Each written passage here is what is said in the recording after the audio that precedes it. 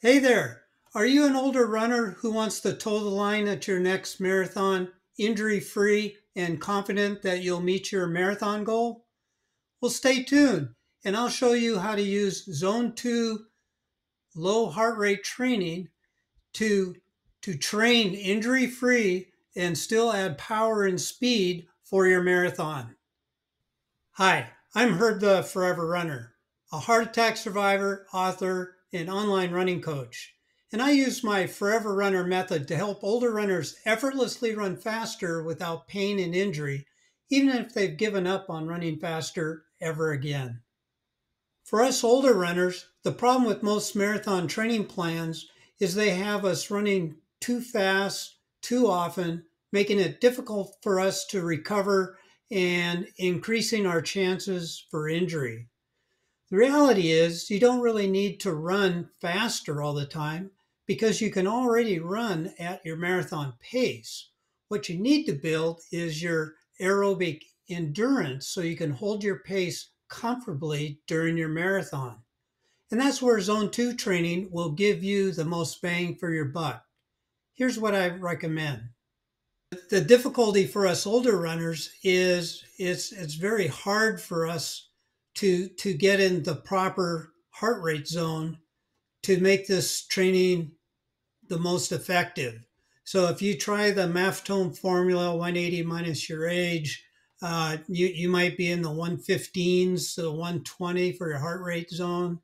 Um, and depending on your zone 2 range calculator that you use, either on your watch or from the website or something, it could be all over the place. So I have kind of a three-step process I take clients through uh, to to look at a variety of different things to actually nail that training heart rate so that you're starting off with the most effective uh, training heart rate to start your low heart rate training protocol. So, um, but anyway, whatever factor you use, you want to get in somewhere in that zone 2 range to do all your runs during this base period time.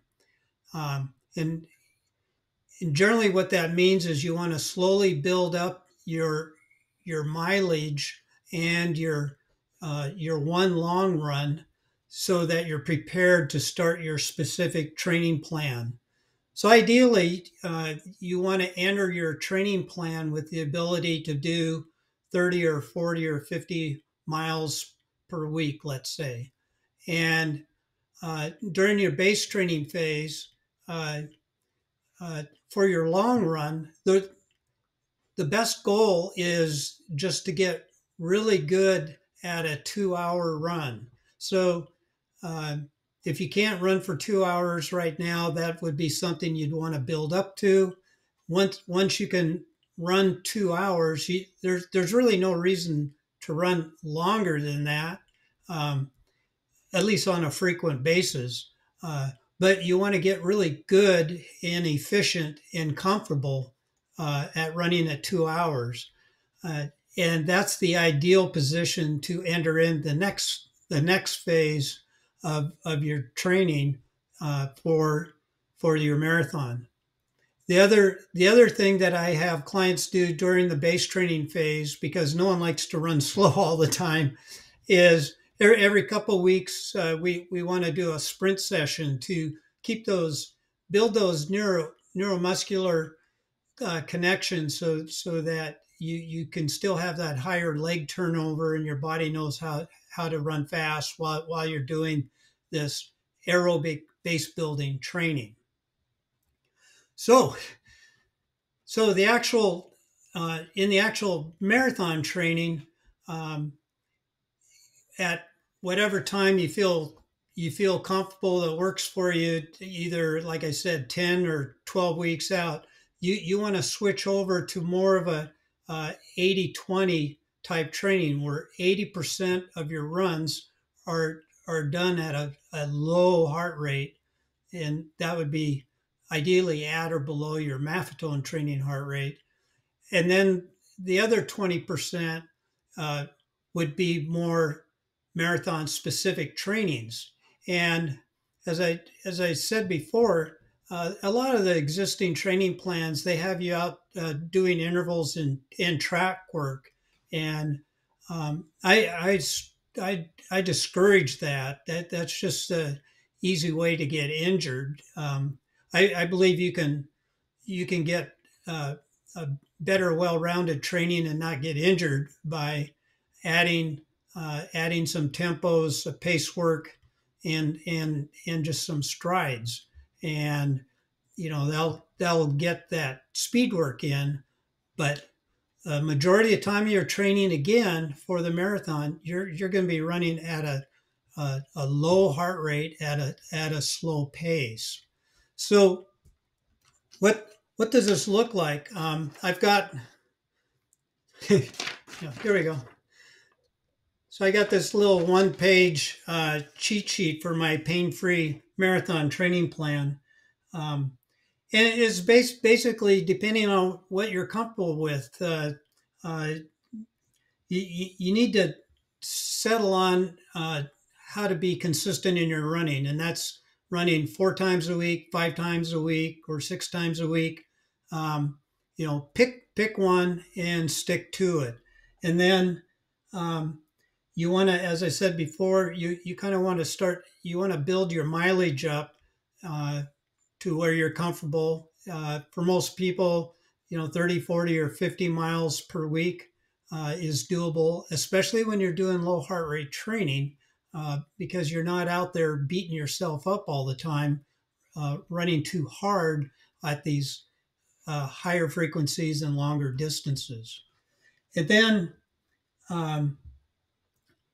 you want to, when you want to do a fast run, you can pick one day and just do a run at your actual marathon pace. I like 8-mile runs again, so you can get that pacing, that kind of pacing down, while without overextending while you're doing it. And there's a build up. Everyone kind of does it a little differently, but there's a build up on your long runs depending on where you're at on how to get up to those longer runs. But the important ones are those 18 to 20 mile runs. You want to get a few of those in. So if you want if you want some help with this, what I like to do is I don't have a standard training plan. I have more of guidelines, and if you're interested in picking up this sheet, I'll put a link down below in the description, so you can pick that up. But honestly, to have the most success with this type of approach, you need personalized help, and that's what I'm here for. So it'd be great if you'd contact me, and I'd be happy to personalize this for you. So depending on where you are in your journey, we can get you set up so you can get an effective training plan that will meet whatever your marathon goal is without getting injured, which is a tough thing for us older runners. So I hope this is helpful for you. And if you're interested, like I said, either pick up the little cheat sheet down below or contact me, and I'd be happy to have a chat with you to see if I can help you out with your marathon training goals.